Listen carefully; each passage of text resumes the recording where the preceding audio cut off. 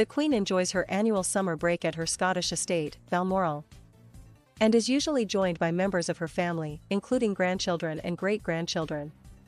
The Duke and Duchess of Sussex now live in the US after stepping back from royal duties in March 2020. It seems unlikely that Prince Harry and Meghan will be joining Her Majesty in Scotland this summer, having welcomed their daughter, Lilibet, just 2 months ago. But royal fans might be wondering if the Duchess has ever been a guest at Balmoral. While the Sussexes have never been pictured at the Queen's estate, Harry and Meghan reportedly enjoyed a relaxing break at Balmoral just months after their May 2018 wedding.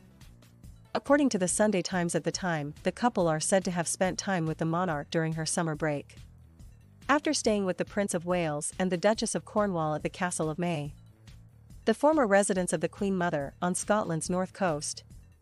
In the summer of 2019, Harry and Meghan were adjusting to life as new parents to baby Archie in Windsor, as well as still carrying out official engagements. They were unable to join the Queen in Balmoral over the August bank holiday weekend, as Harry was the guest of honor at the Rugby League Challenge Cup final. Meghan, meanwhile, returned to work from maternity leave in September 2019, launching the capsule clothing collection with SmartWorks before she and Harry embarked on their royal tour of Africa. The couple reportedly accepted an invitation to Balmoral last summer, but were unable to travel from the US due to travel restrictions because of the COVID-19 pandemic. While Harry has visited the UK twice this year, for the Duke of Edinburgh's funeral and to unveil a statue of his late mother, Princess Diana, it has not been confirmed when he and Meghan will return with their young family. The resentment between Prince William and Prince Harry has started to dissipate, although little progress has been made in mending their relationship, a royal author has claimed. There has been much made of the rift between the two brothers, with their frosty relationship reportedly sparked by William's concerns over Harry's fast-developing relationship with Meghan Markle ahead of their royal wedding in 2018. The tense row quickly boiled over, with Harry claiming his brother was trapped within the royal system during a bombshell interview with Oprah Winfrey. In the same interview, Harry also said that his dad Prince Charles had cut him off financially. Since Harry and wife Meghan left the UK at the beginning of 2020, Harry has only returned twice, for the funeral of Prince Philip in April and for the unveiling of a statue of his mother Princess Diana in July. And speaking on Good Morning America, Omid Scobie, one of the authors behind Harry and Meghan's unauthorized biography Finding Freedom, said there is hope the brothers can move forward and begin to put the feud behind them. He explained, updating the book, "I did get to speak to sources who had spoken to us throughout the journey about those family relations, and unfortunately, because of the little amount of time the Sussexes have really been able to spend here in the UK, Meghan hasn't returned since they stepped away. Very little progress has been made when it comes to improving those relations with Prince Charles and of course Prince William. We know between the brothers are keeping it cordial at the moment.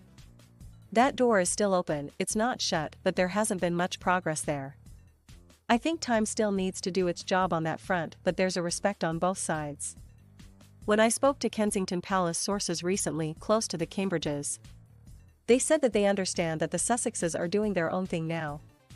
And I think that sort of resentment we saw in the past or heard about from sources has kind of started to dissipate, and that leaves a platform to hopefully improve those relationships moving forward. Omid spoke out as he and fellow writer Carolyn Durand prepared to release the paperback version of Finding Freedom that includes a new epilogue. An extract from the updated book has also been published in this week's People magazine. The extract claims that Harry booked a one-way ticket to the UK for Prince Philip's funeral in the hope he could come together and talk with his family. It says that the chat between William and Harry outside St. George Chapel following the funeral was their first face-to-face conversation in 15 months. The book adds that they went on to have at least 2 further conversations during his trip back. Harry was also said to have talked briefly with Charles, but the book claims issues between the two remained unresolved. A friend of Harry's told the authors for the book, "While there's so much work to be done, this visit has broken the ice, pushed a closed door slightly ajar."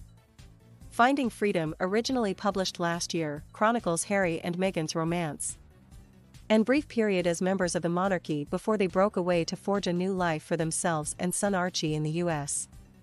The updated book is said to have been written with the participation of those closest to the Sussexes. However, the couple were not directly involved. Queen Elizabeth's legal team are reportedly consulting with libel experts in case Prince Harry and Meghan Markle's criticism of the firm continues, according to The Sun. The publication claims they were told by a well-placed source that the Queen is exasperated with repeated attacks directed at the royal family and that enough is enough. The monarchy's legal team is reportedly consulting libel experts. And Harry and Meghan will be made aware of any legal operations set to occur and that repeated attacks will not be tolerated. Bustle has contacted Buckingham Palace for comment and will update this piece should any be made available. The Sun is also reporting that a legal warning has been sent by Buckingham to Penguin Random House, who are set to publish Harry's memoir in late 2022. This also happens to be around the time that Queen Elizabeth will be celebrating her Platinum Jubilee, which will celebrate her 70th year as Britain's reigning monarch. Harry's memoir will be an intimate and heartfelt look into his experiences, adventures, losses, and life lessons that have helped shape him, according to an official press release, intending to cover his childhood up to the present day. The prince hopes that in telling his story he can help show that no matter where we come from, we have more in common than we think. The proceeds of this book will be donated to charity, per Penguin Random House. The royals' legal team are speaking to firms with expertise in libel and privacy, the source told The Sun. If someone were named in the book and accused of something directly, that could be libel and also infringe their rights to a private family life. It's also alleged that lawyers could ask Penguin Random House for advance warning of its contents and a right to reply. The Sussexes have reportedly issued legal warnings of their own in recent days.